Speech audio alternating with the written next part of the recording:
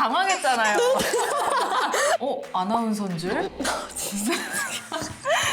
신경 써야 되겠는데요? 네. 아니, 근데 코로나랑 서술형이랑 무슨 상관이에요?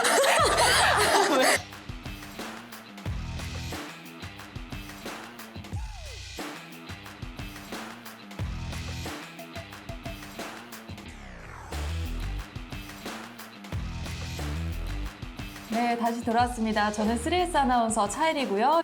안녕하세요. 저는 KNS 박재 강사입니다. 네, 저희가 네, 지난번에는 중1이 되면 뭐가 제일 달라지는지에 대해서는 얘기를 해봤는데 오늘은 그중에서도 문법 파트를 해보려고 해요. 중1 친구들이 막막해 하는 문법 파트를 어떻게 공부를 하고 그리고 왜 중요한지에 대해서 간단하게 설명을 드리도록 하겠습니다. 네.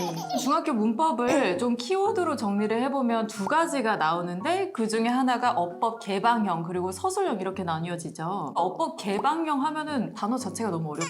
개방형이라고 하면 저희가 말 그대로 열려있다라는 거잖아요. 문제 안에서 1번부터 5번까지 각기 다 다른 어법 사항들이 다 들어가 있는데 중학교 친구들이 이제 공부를 할 때 보통은 문법 같은 경우는 챕터를 나눠서 공부를 해요. 근데 사실상 시험에 문제로 나오는 거는 그렇게 뭐 하나의 문법, 어법 포인트만 물어보는 게 아니라 복합적인 것들을 다 물어보기 때문에 그거를 이제 어법 개방형이라고 하는 거고요. 영작하는 부분이 이제 서술형이 됩니다. 쉽게 얘기하면 무작위형이라고 보면 되겠네요. 네, 맞습니다. 아무거나 네네. 막는다. 이렇게 하면은 범위가 굉장히 방대해지는 거죠. 투부정사 챕터만 딱 보고 시험을 볼 수 있는 게 아니니까요. 중학교 내신까지는 제한되어 있는 어법 사항들이 나오긴 하지만 그러다가 갑자기 이제 고등학교 올라가면서 엄청나게 어려워지는데 그걸 중학교 안에서 최대한 마무리를 지을 수 있도록 그렇게 지도를 하고 있습니다. 네. 첫 번째로 어법 개방형 문제 예시부터 한번 볼까요? 중학교 실제 기출 문제를 제가 가지고 온 건데요. 뭐를 물어보는지 잘 보이지가 않는 경우이기도 해요. 사실상 중학교 내신이다 보니까는 조금 제한적이기는 한데요. 주로 물어보는 게 이제 관계사 정도를 물어보고 있는 것 같아요.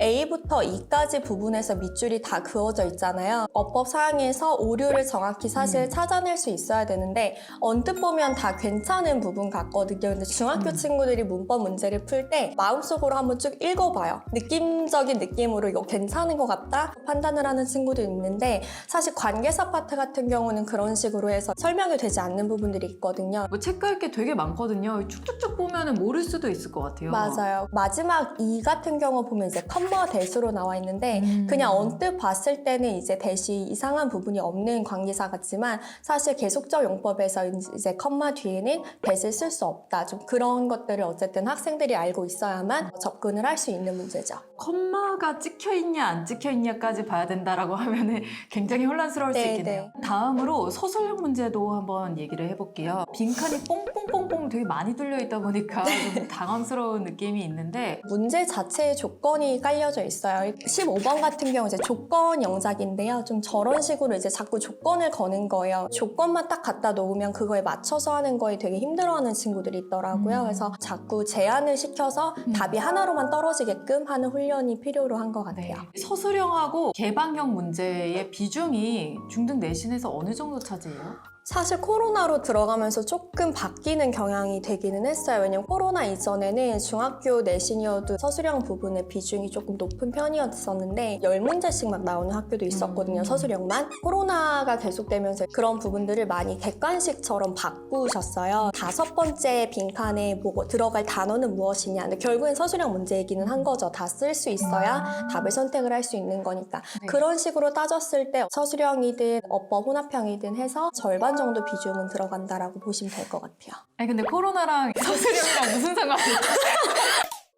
조금 쉽게 내주기도 하고 일부 학교들도 초반에 조금 그랬던 학교들이 있었는데 다시 돌아가는 그래서 문법도 조금씩 더 세지고 있고 좀 그런 추세가 보여서 다시 또 열심히 해야 되는 것 같습니다. 그러면은 이 위더 코로나 시기에 어떻게 문법을 대처해야 되는지 공부 방법으로 넘어가 볼게요. 탑5로 딱 5개만 꼽아봤거든요. 학생들이 단어를 암기할 때 보통 뉘앙스로 단어를 많이 암기를 하는데요. 단어를 암기할 때 꼭 품사별로 정리를 해서 외우는 게 굉장히 중요한 것 같아요. 어릴 때 배우는 그런 어휘 같은 경우는 조금 쉽기 때문에 느낌적으로 이게 이상하다, 맞다라는 게 판단이 되지만 학년이 올라갈수록 어려워지는 어휘를 어쨌든 암기를 해야 되기 때문에 품사를 꼭 암기를 해라 라고 제가 학생들한테도 많이 얘기를 하고 있고요.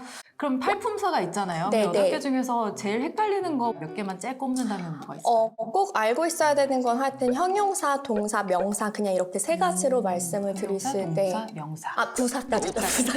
여덟 개네 개.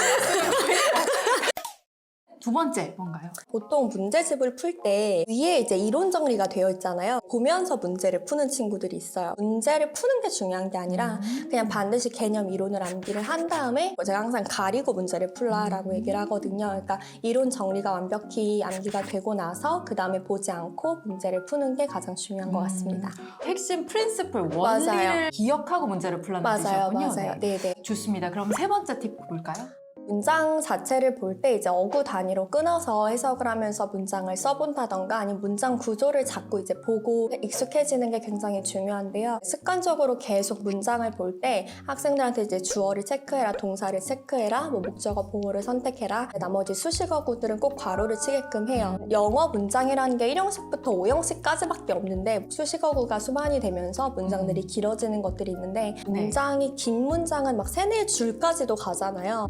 학생들이 문제에서 틀리는 이유가 문장 구조에 익숙하지 않기 때문에 그런 것 같아요. 그러니까 조금만 어려워지거나 조금만 도치가 들어가면서 아는 어법도 틀리게 되는데 문장 전체를 좀 보게끔 하는 게 중요한 것 같습니다. 그러면은 네 번째 팁으로 넘어가 볼게요. 학생들이 가장 헷갈려하고 어려워하기도 하고 어릴 때 외국에서 뭐 살다 왔어요 하는 친구들이 되게 많이 실수를 하는 부분이긴 한데요. 전치사하고 관사 부분이 사실 일반 회화에서는 언뜻 들으면 제대로 들리지 않는 부분들 대충 내가 느낌적으로 다가갔을 때 되게 틀리기 쉬운 부분들이 관사, 전치사 부분이고요. 그리고 이제 수일치는 빈번하게 문제로 나오는 부분인데도 불구하고 아이들이 되게 쉽게 생각하는 부분이죠. 동사 s를 붙일 거냐 말 거냐, 복수형으로 쓸 거냐 단수형으로 쓸 거냐. 근데도 불구하고 사실 이거는 해석적인 부분이나 그런 거에 전혀 상관이 없다 보니까 학생들이 그냥 보고 넘어가요. 그래서 그런 부분들은 꼭 확인을 해야 되는 게 가장 중요한 것 같아요. 외국에서 특히 살다 온 친구들 보면은 풀 문장으로 쓰지 않고 맞아요. are you 다 엄청 추리를 많이 줄임말로 얘기를 하더라고요. 하니까. 그러다 보면 수일치 이런 거에 굉장히 약해지기 쉬울 것 같아요. 맞아요. 그리고 저도 동생하고 장난친다고 문법적으로 오류를 내면서 누가 더 잘 말하나 이런 게임을 했었거든요. 그런 장난을 치시나요?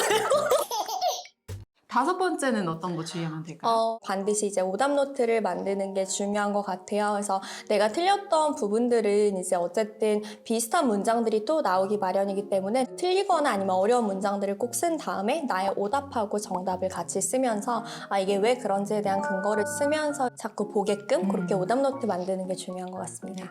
저희가 그래서 학생들 중에서 좀 오답 노트를 잘 만들었다 하는 친구 걸 가져와 봤거든요. 틀렸던 문제 자체를 문장을 쓴 다음에 나의 오답과 그리고 정답 그리고 답에 대한 근거를 쓰게 해요. 답에 대한 근거를 쓰라고 했을 때 답지를 보면 꼭 해설지가 써져 있잖아요. 그런 것처럼 직접 서술형식으로 한국말로 써보게끔 하고 있거든요. 감이 아니라 정확히 문제를 풀고 있는 건지 그런 거에 대해서 다시 한번 확인을 받는 작업을 하고 있습니다.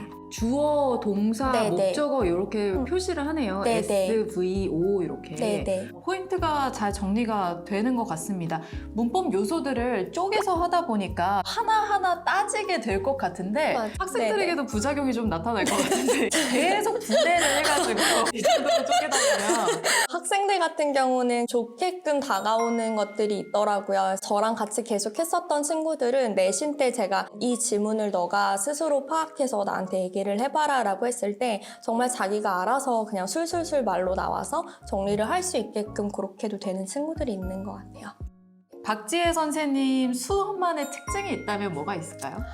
일단 발성이 좋고 귀에 그래서 쏙쏙 들어오고 학생들이 맨 앞에 앉으면 좀 시끄럽다고 힘들다고 조는 학생 없이 지도를 하려고 하고 있고요. 가장 중요하게 여기는 부분에서 저희가 애프터 테스트라는 걸 따로 보고 있는데 수업 시간에 정말 이 아이가 집중을 했는지를 파악을 하기 위해서 제가 백지 테스트를 좀 따로 보고 있어요. 보기엔 되게 간단해 보이는데 예를 문제가 안 들어서 써 있네요? 문제가 안 써져 있어요. 제가 그날 실판에다가 바로 이렇게 쓰게끔 해요. 이론서를 보고 풀 때는 어려움이 없지만 아이들이 아무것도 없는 종이를 꺼내서 뭐 예를 들어서 1번 같은 경우는 완료용법에 뭐가 있는지를 다 써봐라. 4번 같은 경우는 뭐 현재 완료 진행형이 뭐냐. 그 형태를 나타내봐라. 그냥 이렇게만 딱 답을 쓰는 건데 아이들이 이제 어쨌든 바짝 수업 시간에 집중을 해서 암기를 하게끔 하고 어느 정도 약간의 시간을 준 다음에 그 다음에 바로 이 테스트를 봐요. 이거를 순간적으로 물어보면 문제풀이 할 때 계속 원리 원리부터 다시 하나씩 되새김질 해야 되니까 네. 딱 아예 네네. 머릿속에 집어넣어 놓으면 참 편할 것 같다는 생각이 드네요.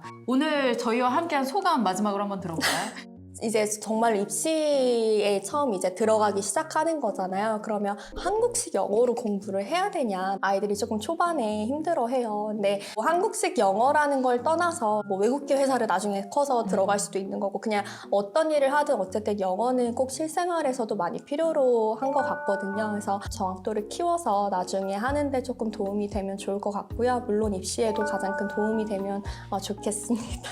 그렇죠. 회사 들어갔을 때 중요한 이메일 보낼 때 그래서 맞아요. 문법 막 틀려 있으면 굉장히 맞아요. 창피할 수 있거든요. 맞아요. 특히 라이팅에서 많이 도움이 되는 것 같아요. 문법을 해놓으면. 알겠습니다. 그러면 우리 중학교로 넘어가는 친구들에게 있어서 문법 공부 어떻게 하는지 오늘 알아봤고요. 저희는 다음 시간에 다시 찾아오겠습니다. 고맙습니다. 네, 감사합니다.